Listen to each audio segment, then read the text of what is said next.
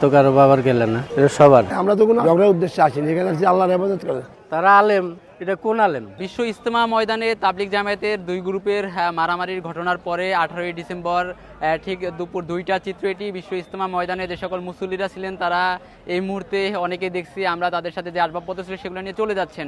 আসলে তারা কেন চলে যাচ্ছেন, গতকাল সকালে যে মারামারি ঘটনা ঘটেছে সেটি কী নিয়ে ঘটেছিল, কিভাবে শুরু হয়েছিল, এসব পুরো বিষয়ে আদ্যপন্ত আমরা একটু জানার চেষ্টা করবো। এখানে আমার সহকর্মী নাইমুল ইসলাম ছিলেন, আজকের পত্রিকার নিজস্ব প্রতিবেদক, টঙ্গী থেকে, টঙ্গী এলাকায় যিনি থাকেন সবসময়, তিনি দুদিন ছিলেন আপনি এখানে। আসলে মূলত কি ঘটেছিল এখানে?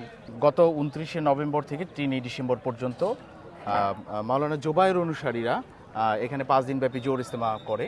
তো জোর ইজতেমা শেষে মাওলানা সাদ সাহেবের যারা অনুসারী রয়েছেন তারা কিন্তু জোর ইজতেমা করার অনুমতি চেয়েছিলেন। তো তাদের নিয়ম অনুযায়ী তারা হচ্ছে ডিসেম্বরের 20 তারিখ থেকে পরবর্তী 5 দিন জোর ইজতেমা করার কথা ছিল। সরকারের উচ্চ মহল পর্যন্ত তারা বিভিন্নভাবে আবেদন জানিয়েছিলেন, কিন্তু সরকারের উচ্চ মহল থেকে সে ধরনের কোনো নির্দেশনা তাদেরকে দেওয়া হয়নি।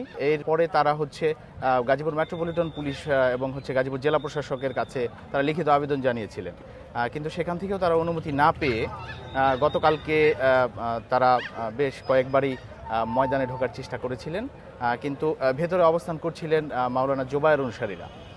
তো জোবায়ের অনুসারীরা ভেতরে অবস্থান করার কারণে মাওলানা সাদ অনুসারীর যারা 5 দিনের জোর ইজতেমা করার জন্য এখানে এসেছিলেন তারা ঢুকতে পারেনি।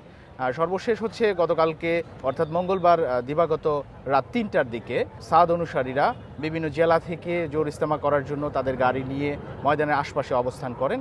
এক পর্যায়ে তারা মাঠে ঢোকার চেষ্টা করেন। ঢোকার চেষ্টা করলে জোবায়ের অনুসারী যারা ছিলেন ভেতরে তারা বাধা দেন। এরপর তাদের মধ্যে একটা সংঘর্ষের ঘটনা ঘটে। আইন শৃঙ্খলা রক্ষাকারী বাহিনী তাৎক্ষণিক তাদেরকে আসতে দেখা যায়নি। ইজতেমার জন্য আসছি আমরা জেলায় থেকে। তো সকালবেলা আমরা মাঠে যাবো, আয়া দেখি মাঠের ভিতরে ইট দেওয়া টাকাইতে আছে, কোনো লোক ঢুকতে দেয় না, ইট দেওয়া। সত্য কথা, আমার কোনো বিরুদ্ধে কিছু না, ওনার ইট দেওয়া টাকায় আমাদের বহুত লোক অ্যাক্সিডেন্ট করছে, মাথা পাড়া ইয়া করছে।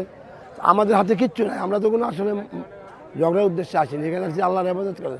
তারা অস্ত্রবাদী নিয়ে আমাদের উপর অনেক হামলা করছে, অনেক লোকের অ্যাক্সিডেন্ট করছে। মার তো কারো ব্যক্তিগত না, মার তো কারো বাবার গেলে না, এটা সবার, সবার হক। এই জন্য আমরা, তারা চলে গেছে, আমরা তো কোনো সময় বাধা দিতে আসি নাই। এখন তারা এই যে গায়ে পড়ে ইচ্ছা করে ঝগড়া করতেছে, ঝগড়া করে জোর করে মাঠ দখল করে রাখতেছে। এই যে আমাদের সাথীরা কালকে রাত্রে ঢুকছে, তাদেরকে অনেকের মেরে ফেলেছে, অনেকে আহত হয়েছে। এটা তো কোনো মানুষের কাজ না। তারা আলেম, আবার আলেম সে পক্ষ কয়, এটা কোন আলেম?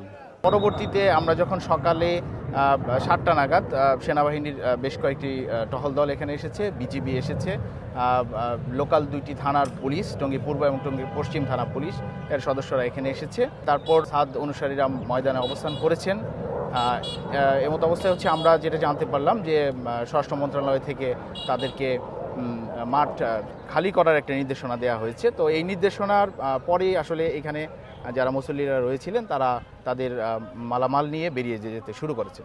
এই মুহূর্তে এখানকার আইন শৃঙ্খলা বাহিনীর পরিস্থিতি কেমন? এই মুহূর্তে আইন শৃঙ্খলা বাহিনীর সদস্যদের উপস্থিতি দেখা যাচ্ছে। সেনাবাহিনীর টহল দলরা টহল দিচ্ছে, পুলিশ আছে, সাদা পোশাকেও পুলিশ রয়েছে।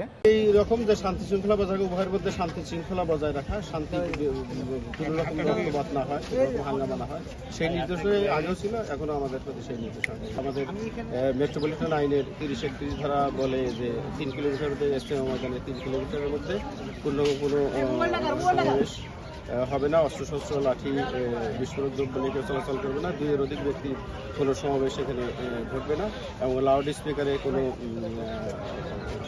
মাইকিং বা অন্য কোনো কিছু শব্দযন্ত্র ব্যবহার করা হবে। দর্শক, আমরা এতক্ষণ কথা বলছিলাম আজকের পত্রিকার যে টঙ্গী প্রতিনিধি নাইমুল ইসলামের সাথে। তিনি যেমনটা বলছেন আসলে গতকাল সংঘর্ষের ঘটনাটি কীভাবে ঘটেছে সেটি জানাচ্ছিলেন।